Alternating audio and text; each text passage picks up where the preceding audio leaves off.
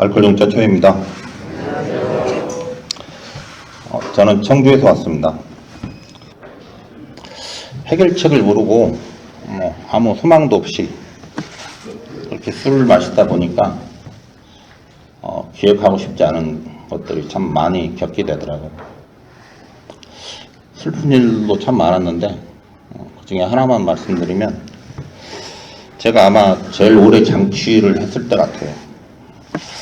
수원에서 이제 누나가 내려오셨는데 누님이 저를 보고 하시는 말씀이, 이제 너 죽는 것은 어쩔 수 없지만 엄마는 살려야 되겠다. 엄마는 우리가 모시고 올라간다. 지금이라도 너 입원하겠다면 입원시켜주겠다 하고 저한테 말씀을 했는데, 저는 그냥 내버려 두라고 했어요. 누나한테. 누나는 이제 안방에서 어머니 짐을 챙기고 이제 그러고 있는데, 이제 어머니께서 제 방에 들어오셨어요. 벽에 기대고 서 계시더라고요. 아무 말씀 안 하시고. 그러다가 갑자기 엄마 간다 하고 오시더라고요.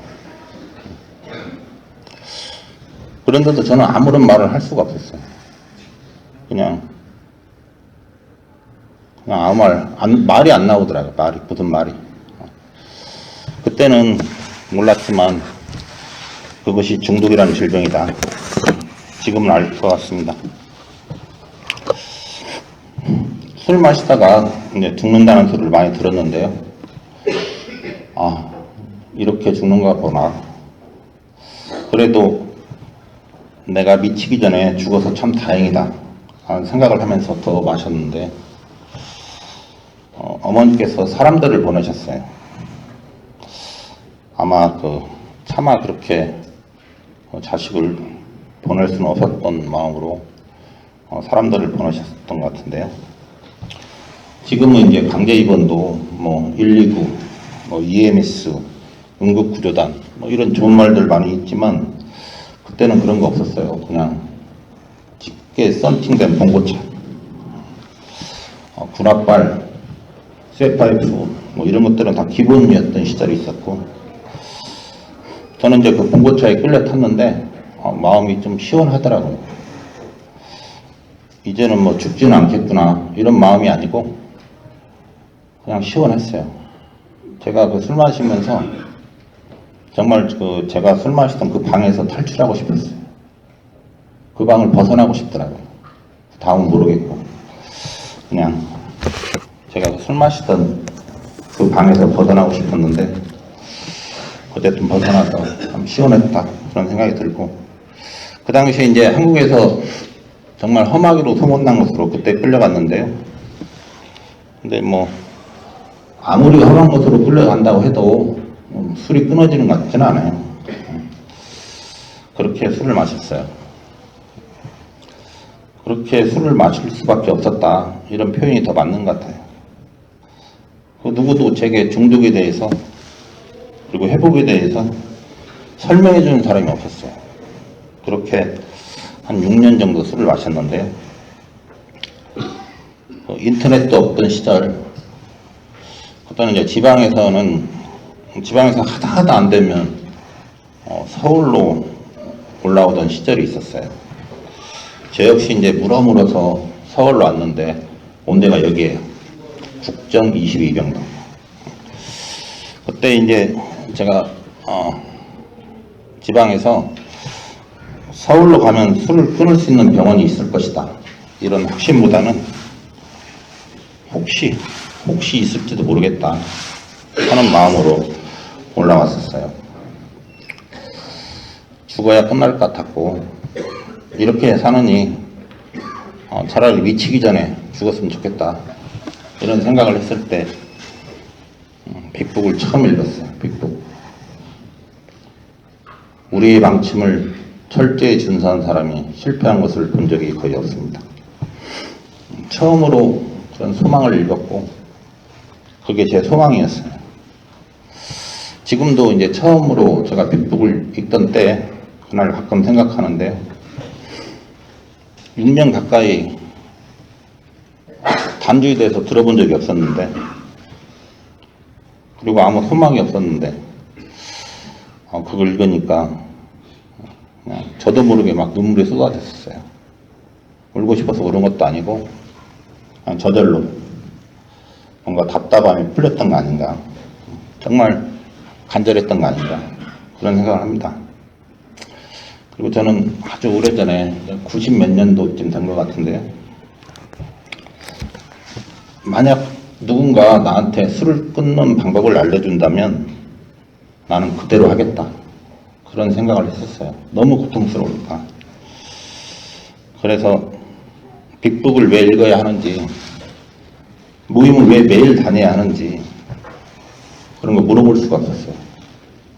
토를 달고 싶지도 않았고, 다 죽어서 모임에 왔기 때문에 그냥 누군가 빅북이 있고 거기에 가면 술을 끊을 수 있다, 술을 끊을 수 있다, 저는 그거 하나면 충분했어요.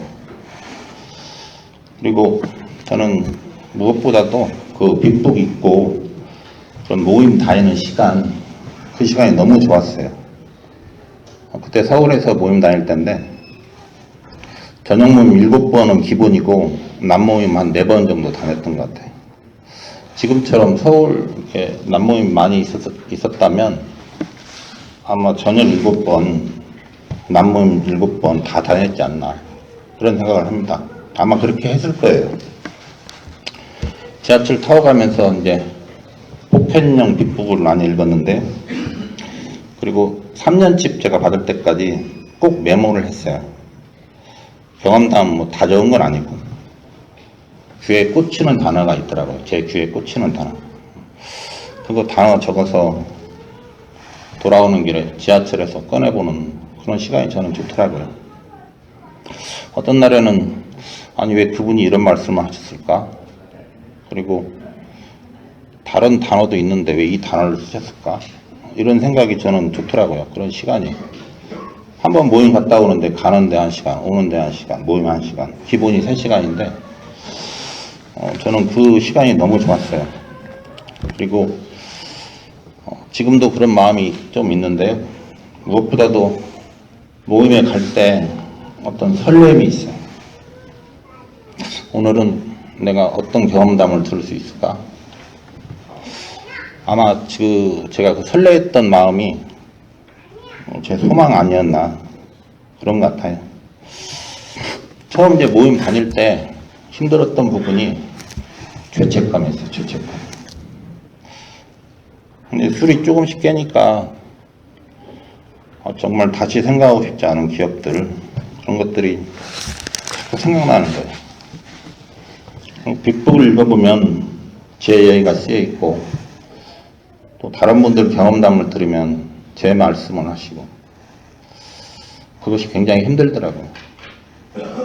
그때 제가 위로가 되고 힘이 되는 메시지를 들었는데요, 중독은 질병이다, 하지만 회복은 내 책임이다. 어떤 면죄부를 받은 기분이더라고요. 술 마셨을 때 생각해보면 저 스스로도 되게 용서하기 힘든 언행들이 참 많았거든요. 그런 것들이 병의 증상이었다, 그렇게 면죄부를 받은 느낌. 근데 그래도 어쨌든 용서가 잘 되는 건 아니었고, 힘들게 억지로 용서를 했어요, 저 자신을. 왜냐하면 술 끊고 싶어서. 과거가 용서되지 않으면 진도가 힘들더라고요. 그래서 억지로 용서했어요. 이제 하지만 회복은 내 책임이다, 지금까지 잊지 않고 있습니다. 회복은 내 책임이다. 도중에 재발도 한 경험이 있는데요, 재발했어도 저는 어떤 사람 때문에, 어떤 상황 때문에 술 마셨다, 그런 말 하지 않았어요. 회복은 내 책임이다. 그 정답을 제가 이미 알고 있었기 때문에 저는 창피해서 그런 얘기 못 하겠더라고요. 내가 마셨는데 누구 핑계대는 거, 그거 아닌 것 같아요. 그래서 아무 말 하지 않았어요. 술 마신 건 저니까. 모임에서 제가 처음 경험담 했을 때가 아마 단주 3개월씩 받을 때쯤이었던 것 같은데요. 그냥 짧게, 길게도 할 수 없었고, 오늘 하루 술 안 마실 수 있어서 감사합니다. 그렇게 했던 것 같아요. 그 후에는 이제 경험담을 그래도 꽤 많이 하면서 살고 있는데요. 경험담 할 때 선배님들 말씀처럼 제 잘못의 정확한 본질을 이야기하려고 노력하고 있습니다. 저는 이제 항상 경험담 할 때 5단계를 먼저 기억해요. 신과 자신에게, 그리고 어느 한 사람에게 고백했다. 저는 모임 안에는 신이 함께 하신다. 그리고 누군가 어느 한 분 선생님께서는 내 이야기를 듣고 계신다. 그런 믿음이 있고요. 그리고 저 자신에게는 다시는 그런 일을 되풀이하지 않겠다. 그런 다짐을 하면서 경험담을 하는 것 같아요. 그렇게 고백을 하면 좋아지더라고요, 저는. 보통 이제 같은 이야기를 몇 개월 후에, 또 몇 개월 후에, 어떤 이야기는 한참 후에 다시 하는 것 같은데요. 저는 같은 이야기를 그렇게 시간을 두고 한 3번 정도 하고 나면 큰 틀에서 정리가 되는 것 같아요. 그리고 그 이야기로부터 제가 자유로워지는 것을 느껴요. 검토하고 고백하다 보면 술로부터 자유로워지고 과거로부터 자유로워지고, 저는 그랬던 것 같아요. 지금 제게 있어서 빅북하고 모임, 지금 제게 있어서는 제가 이해하고 믿고 있는 그 신께서 제게 주신 처방전이다. 그렇게 믿고 있습니다. 장애인 보호자분들 소원이 장애인보다 하루 더 사는 것라고 들었는데요. 저희 어머니께서도 생전에 같은 말씀을 하셨어요. 너 죽은 다음 날 내가 죽고 싶다 고 하셨습니다. 저희 어머니께서는 제가 마지막 입원을 했던 해 소천하셨고, 저는 그런 경우를 몇 번 옆에서 지켜보긴 했었어요. 근데 제가 그런 상황이 될 줄은 꿈에도 생각하지 않았어요.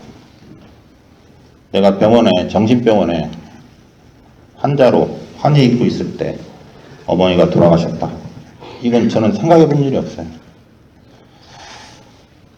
근데 술을 마시다 보니까 그런 일도 겪더라고요. 지금까지 제가 살면서 가장 후회하는 부분입니다. 몇 년만 더 사셨더라면 그런 아쉬움이 많이 있습니다. 지금처럼 이렇게 맑고 깨끗하게 살고 있는 저를 보시고 가셨더라면 얼마나 좋았을까. 어머니 그 말기암 진단으로 인해서 어머니와 저는 어떤 신앙을 가지게 되었고 많은 위로를 받았습니다. 하늘나라에서 좋은 모습으로 다시 만날 거로 믿고 있고요. 작년에 제가 10년칩을 받았는데요. 10년칩을 받고 누나하고 같이 어머니를 찾아뵀어요.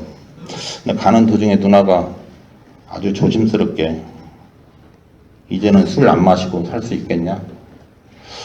물어보시더라고요. 저는 잠깐 당황했어요. 내가 술 안 마신 지가 지금 10년이 넘었는데, 근데 대답은 이제는 그럴 수 있을 것 같아요. 그렇게 대답을 했어요.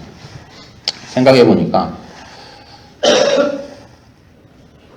28년 만에 처음으로 가족에게 이제는 술 안 마시고 살 수 있을 것 같다. 그런 얘기를 했던 것 같아요. 제가 너무 긴 시간 알코올로 고통을 받았기 때문에 그런 얘기 하지 못하고 살았어요. 저는 제가 정신병원 처음 입원했을 때가 91년도인데 그 이후로 제 입으로 나 술 끊을 수 있다고 한 적이 그때가 처음이에요. 그 얘기 못 하겠더라고요. 저는 술 자신 없어요. 제가 몇 년 전까지 내가 모임 다니면서 술을 끊었다 그렇게 이해하고 있었는데요. 몇 년 전에 갑자기 이 생각이 잘못됐구나라는 생각을 했었어요. 내가 모임에 다니면서 술을 끊었다. 이게 아니고 모임에 다녔더니 술이 끊어졌다. 이 말이 맞다. 이런 생각이 들더라고요. 왜냐하면 저는 알코올에 무력한 사람, 별짓을 다 해도 스스로 술을 못 끊는 사람, 그게 진실이거든요. 회복은 능동태가 아니라 수동태다. 그런 생각입니다. 그래서 그 후로 어디 가서 제 자랑 잘 못하겠더라고요. 제 힘으로 술을 끊은 게 아니기 때문에 이제는 어디 가서 기회가 되면 모임 자랑합니다.